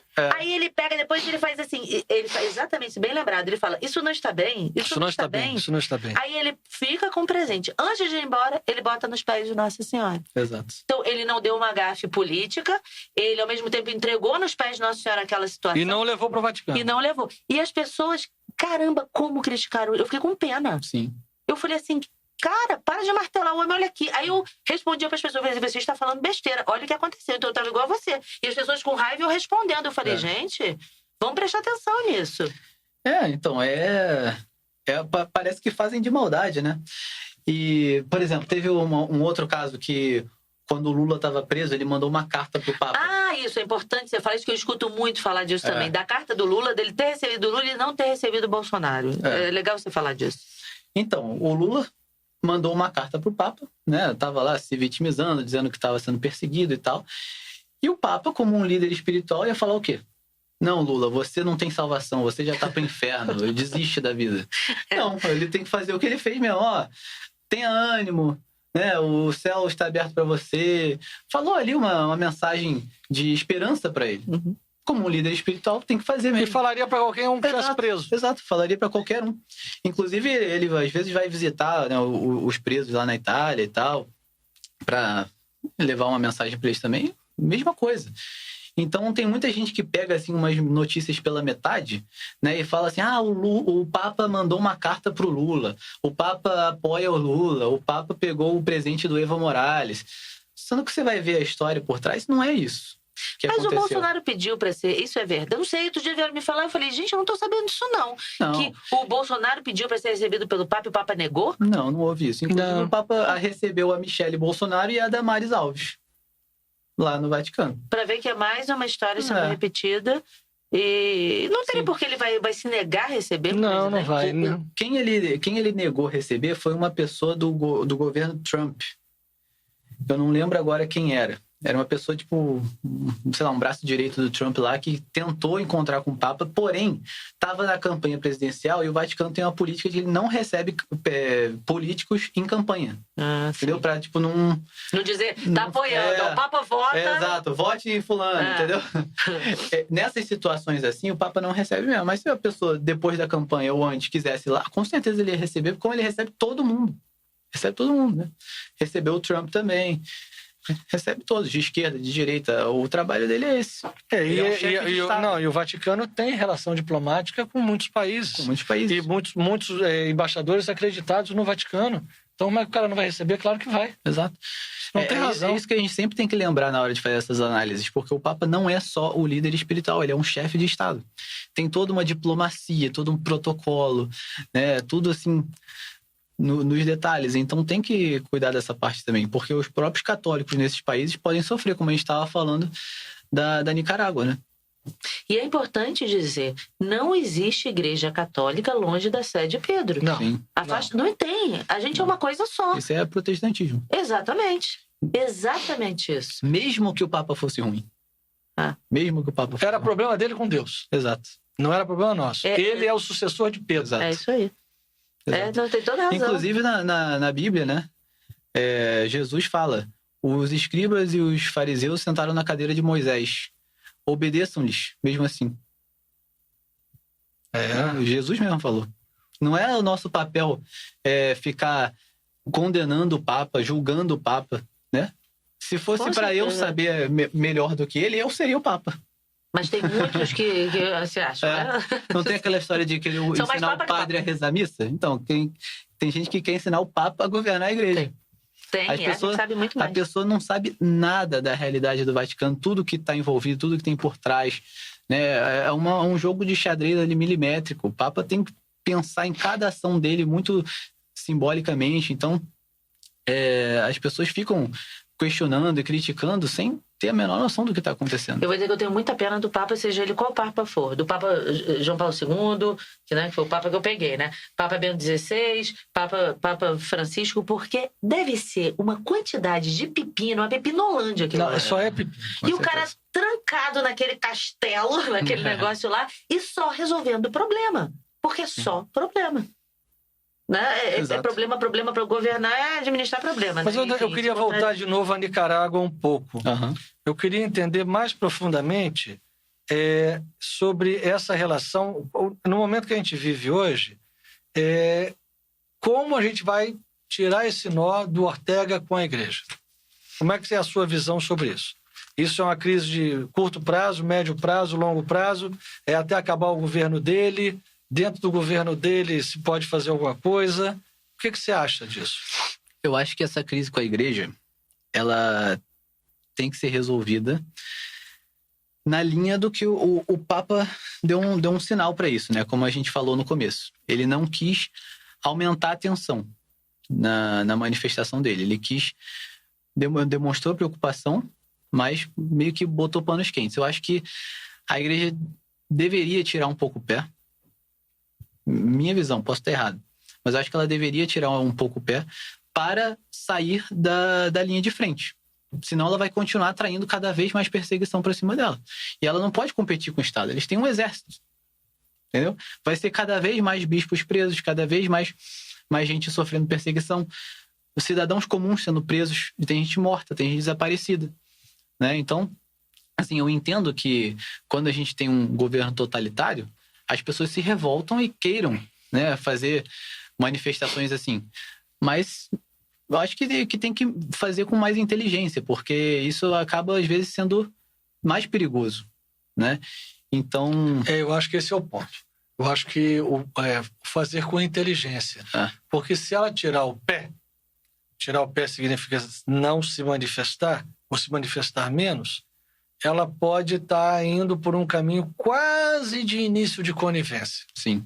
Então, agora, o tentar a revolução de uma maneira inteligente, minando a base, fazendo alguma coisa com que isso possa mudar, talvez seja uma forma mais segura, né, em que os padres também possam exercer livremente o seu sacerdócio. Não sei se eles conseguem, porque daqui é muito difícil falar, né? Sim, exato. Não é para não se manifestar, né? Mas é para fazer com inteligência. Se eles partirem para o confronto, eles vão perder. Eles não têm a força. Não tem a força. É igual eu querer brigar com uma pessoa do dobro do meu tamanho. É burrice isso, né? Alguém pode falar, mas você tá certo, você não pode deixar assim. Tá, tudo bem. Mas se eu for dar um soco na cara dele, eu vou levar 3 e eu vou Claro, morrer. claro. Então não é inteligente fazer isso. Tem que fazer com mais inteligência. Agora, o Lula deve estar tentando descolar um pouco a imagem dele. Daniel Ortega, numa situação dela, na véspera da eleição. Não? Você acha que não? Eu acho que não.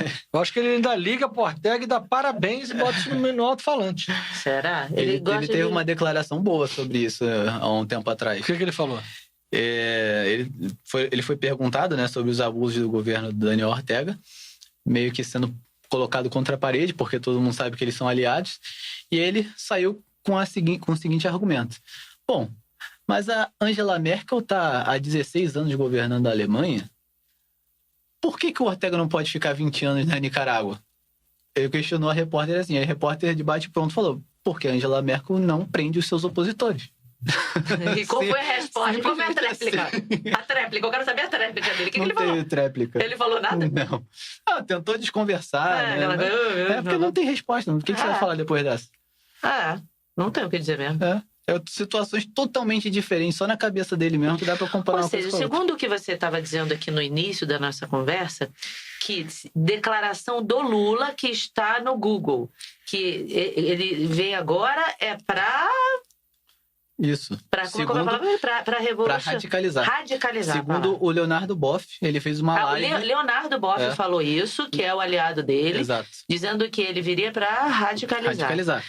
Ele fez uma live no YouTube e falou isso abertamente. Está no YouTube, só procurarem. Ou seja, você vê com preocupação se, no caso do Lula ser eleito, claro. O que pode acontecer. Porque fica dizendo que o Bolsonaro vai vai pegar os militares e vai tomar o poder, e tentar nada, né? E ficam jogando essa suspeição nele o tempo todo. Mas o Lula, com uma fala dessa do Boff, ninguém pensa em nada. Exato. O Bolsonaro, falaram que ele ia perseguir os negros, perseguir os gays, perseguir as mulheres. Não perseguiu ninguém, né? Tá todo mundo aí bonitinho.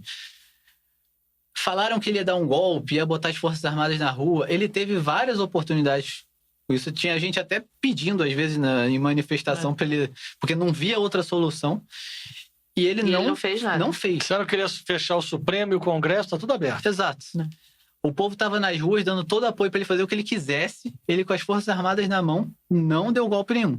Então, cai por terra totalmente. Até é engraçado.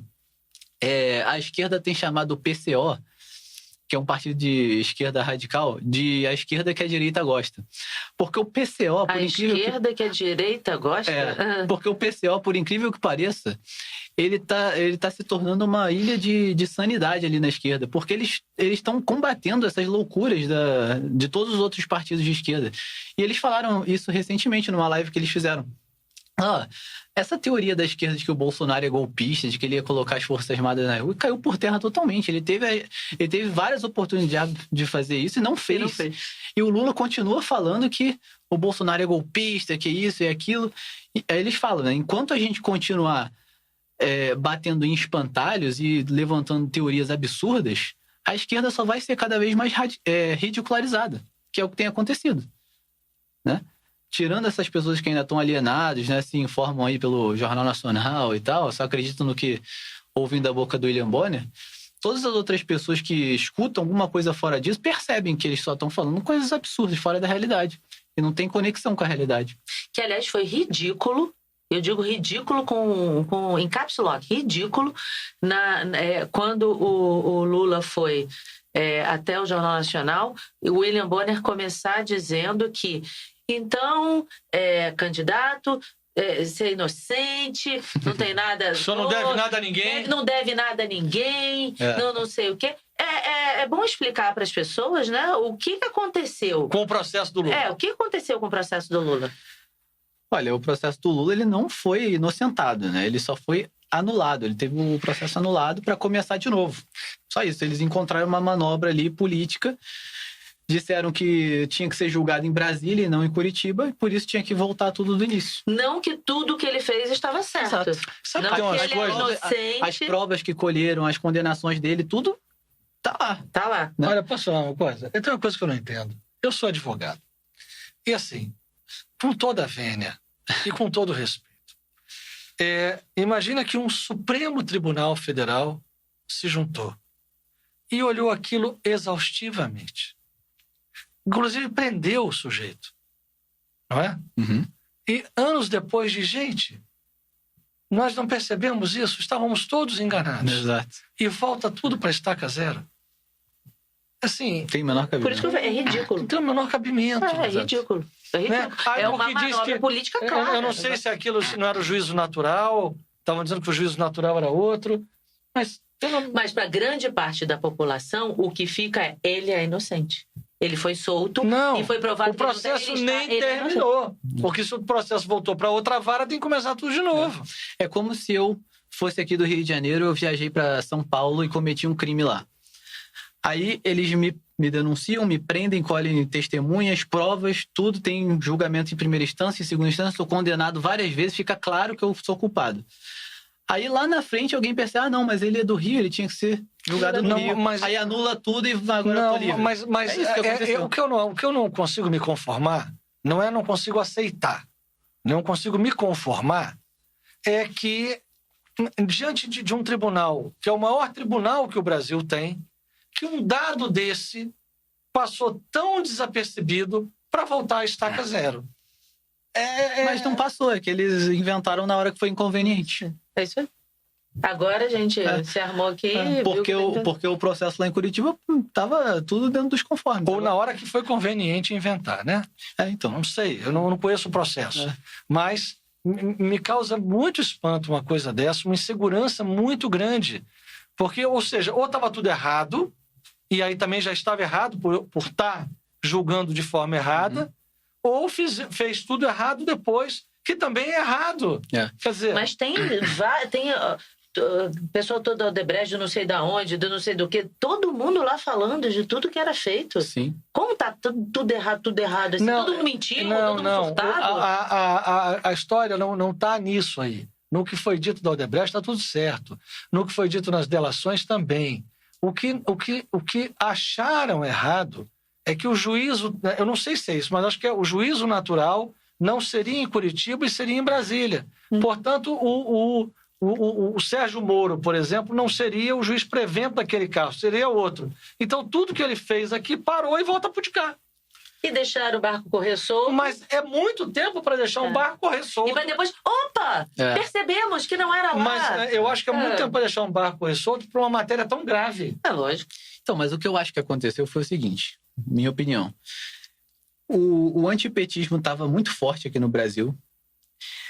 O PT estava com a imagem muito abalada com todos esses esquemas de corrupção e tal. E eles quiseram tornar o Lula um herói de novo. Então eles deixaram o negócio acontecer, já prevendo que na frente eles iam arrumar alguma coisa para soltar ele e fazer ele concorrer à presidência agora em 2022, para ele voltar como um injustiçado. Entendeu? Se ele não tivesse... Ou seja, tinha que cometer injustiça para voltar o injustiçado. É. Não tinha Eu pensado acho que por foi esse isso. viés, mas faz sentido. Faz sentido. Né? Já que eles têm um plano a longo prazo, tudo deles é muito exato. bem pensado. Muito bem pensado. Portanto, já estava no business plan. Eu acho que sim. Vamos botar. Porque a imagem do PT estava terrível, a do Lula também. E agora ele volta como um herói nacional, uma pessoa injustiçada, que foi um preso político, toda essa narrativa que comove as pessoas. Então tinha que deixar ele ser preso, eles deixaram acontecer, e a tempo das eleições soltaram ele. Eu acho que foi isso. É bem possível, né? E bem possível que o José Dirceu volte a ser o ministro da Casa Civil ou o ministro da Justiça. Gente, E o Sérgio Moro não ainda vai não, cabe pelo na amor de prisão. Deus. E o Bolsonaro também. E o Bolsonaro também. A gente é muito louco, né? Sim. A gente para pensar. Inclusive, né, o Lula falou várias vezes já, foram 9 vezes, saiu uma matéria falando que ele falou 9 vezes já depois que ele saiu da prisão de que ele vai controlar a internet e a mídia. Ele falou isso? Falou. E mesmo assim a mídia o apoia. Mas Mesmo assim, a mídia Bolsonaro, que é o fascista, que é o louco, que é o não sei o quê. que é o ditador, né? Que é o ditador. Mas quem tá pregando a censura é o Lula. Não, e tá pregando, você falou 9 vezes ele já falou 9 isso. vezes. Então não foi assim, falei besteira uma vez. Não, ele quer isso. Tá no business plan, como ele fala. É isso. Então, esse podcast aqui pode estar com os dias contados. Ainda bem que eu vim antes. Deus me livre, tá doido, ele vai ser preso? Não, por favor, né? Pelo amor de Deus. Minha filha, olha só. Se for uma perseguição por Jesus, Tá bom, Lula, gente, não, por favor, obrigada, maçã, não, banana na cadeia, né? Por não ter feito nada, né? Tá louco. Eu queria ainda te fazer, antes da gente terminar, eu queria ainda te fazer uma pergunta, que eu tenho escutado isso me incomoda um pouco, né? Posso explicar o porquê que me incomoda. Que muitas pessoas têm dito que Jesus foi um revolucionário. Eu falo, gente, Jesus foi um revolucionário? Mas botando num jeito, assim... Mas depende de que revolucionário, né? Exatamente. Não no sentido da revolução do amor, né? Da caridade. Não nesse sentido. Jesus foi um revolucionário. Se Jesus voltasse hoje e falasse dos pobres, muita gente ia criticar. Até acredito que muita gente ia criticar mesmo. Tem gente que critica qualquer um. Se o Papa Francisco abre o Vaticano para botar os pobres da primeira fila para fazer um jantar para os pobres, ele é comunista, ele é comunista. Qualquer um que defenda alguém pobre é chamado de comunista. Vamos exagerar. Mas esse tipo de frase, Jesus foi um revolucionário. Então, assim, você já escutou isso? Muitas vezes. Muitas vezes. Não tem nada a ver, né? Jesus, ele até foi revolucionário, mas não um revolucionário marxista, né? Ele foi um revolucionário porque ele veio trazer uma mensagem que rompeu com tudo que existia antes. O mundo é outro, tanto que a gente divide o tempo antes e depois de Cristo, né? Por exemplo, antes tinha a lei de Talião, né? Se você roubasse alguém, a pessoa podia te roubar de volta. Se você matasse alguém, a pessoa podia matar alguém. Olho por olho, dente por dente. Olho por olho, dente por dente. Era na base da vingança. E Jesus vem trazer novos valores. Amor, caridade, compaixão, perdão, tudo isso. Então, foi de fato revolucionário. Agora, se vem um revolucionário depois de Jesus e quer revolucionar a ordem que se criou por causa dos valores que ele estabeleceu, aí a pessoa está sendo anticristã, né? Então, se o Jesus voltasse hoje, ele não seria revolucionário. Ele seria um conservador. Ele tentaria resgatar aquilo que ele instituiu. Então, ele não seria revolucionário de forma nenhuma. Porque assim, ele foi porque ele revolucionou aquele pensamento da época, como você falou, né? Do olho por olho, dente por dente, não sei o quê. Mas não que ele seria, se ele voltasse hoje, não ia revolucionar, não ia dizer o que ele falou. Exato. Né? A civilização ocidental se criou a partir dos valores cristãos que ele instituiu. Então, se ele voltasse hoje, né, não fosse pro juízo final, vamos supor que ele simplesmente voltasse hoje para viver um tempo aqui, ele ia tentar resgatar esses valores que têm se perdido aqui na modernidade. Então ele seria o quê? Um conservador, que é o que a gente tenta fazer. A gente tenta fazer exatamente isso, vamos resgatar o que está se perdendo. Falar de família, de vida. Né? Exatamente. E olhar para os pobres, sim, porque Jesus veio para os pecadores, veio para os pobres, né? E que é necessário, por exemplo, na tarde com Maria, a gente faz 10 mil pães por dia, 1000 pratos de comida. E como disse muito bem falado outro dia o padre Galvão, na homilia da missa, ele falou, a tarde com Maria faz isso, nós fazemos isso, não porque nós somos, como é que ele falou? Não é um assistencialismo. Nós fazemos porque Jesus pregou isso. É caridade e está lá no Evangelho, a gente precisa fazer isso. Exato. Então não é uma assistência social, a gente não é ONG. Né? A gente faz, não desmerecendo as ONGs, não, que também faz. Não, dicas de passagem, abre um parênteses aí. Nós estamos no caminho da assistência social formal, né, do município, nós atendemos a várias famílias em casa e pasmem, fazer 1000 pratos de comida e fazer 10 mil pães por dia não configura assistência social. Ou seja, não configura. Então, eu preciso fazer Pra eles outras é assistencialismo. Eles Exatamente. dizem que é Para assistencialismo. assistência social, Ah. nós já fizemos 7,5 milhões de pães e doamos gratuitamente a todos. Toda a população do Rio de Janeiro, carente, já comeu uma vez um pão nosso. A gente não quer saber Tá se é certo? católico, se Não é tem isso. LGBT. A gente quer saber, é pessoa? Tá passando fome? Ok. Mas põe pra para você. assistência social, Né? este pão e esta comida não é assistência social. Incrível. Por isso, porque tem essa parte. Mas o que eu estava dizendo aqui é nós não. Né, a gente faz por caridade. Sim. Porque Jesus pregou isso. Então, se Jesus tivesse, viria para os pobres. Com certeza. Uma coisa que confunde muitas pessoas, porque a esquerda ela sequestra determinadas bandeiras para ela e desvirtua, né? Então, por exemplo, a questão dos pobres, a questão do cuidado com o meio ambiente, tudo isso está na doutrina social da igreja. Só que a esquerda pega essas coisas e usa para um fim errado. Por exemplo, o ambientalismo eles tentam desvirtuar para ser um entrave para o capitalismo. Os pobres eles tentam usar como uma ferramenta para crescer o tamanho do Estado, né? Propondo práticas assistencialistas justamente para aumentar o poder do Estado, o poder de concentrar dinheiro nas mãos dele e tal, de aumentar os impostos, tirar o capital das pessoas com impostos e justificar essas ações. Então, eles desvirtuam coisas que são boas em si. Né? Essa questão de ajudar os pobres está no Evangelho, como você falou. É a mensagem central do Evangelho. Né? A gente tem que ajudar. Agora, caridade é diferente de assistencialismo. Né? Assistencialismo estatal, principalmente. Né? São duas coisas totalmente diferentes. A caridade é você estar como vocês fazem. Você vê uma pessoa sofrendo na sua frente, você pega do seu e dá para ela. O assistencialismo que a esquerda propõe é outra coisa. É você ser deduzido do seu dinheiro, nem chega até você. Na fonte, o Estado pega o seu dinheiro, faz você nem sabe o quê. E não é pouco. Uma grande parte dele vai para outras coisas, vai para corrupção e tudo mais. E quem está sofrendo lá na ponta, às vezes nunca recebe nada. E quando recebe, é uma coisa meio que uma barganha, né?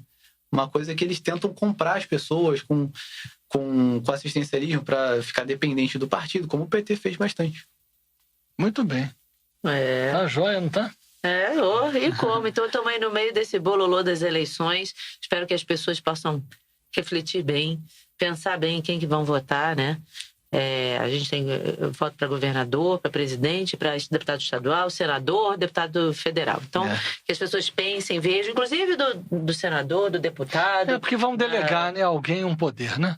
E eu não me conformo com essa história. Quer dizer, a pessoa tem uma prática católica para valer, todo domingo na missa, e cooperando com doutrinas que vão exatamente no sentido oposto dos católicos. Então, não sei o que está fazendo aqui. E que a igreja condenou já muitas vezes.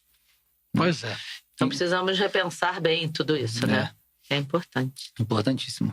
Então, esse espaço para falar disso foi muito útil, com certeza. E o pessoal que quer te achar, então, acha no Instagram? Inclusive, deixa eu falar, gente, o Pedro Delfino, que no Instagram é PH Delfino, ele é autor do livro Mentalidade Atrasada, Nação Fracassada. Onde é que as pessoas encontram esse seu livro?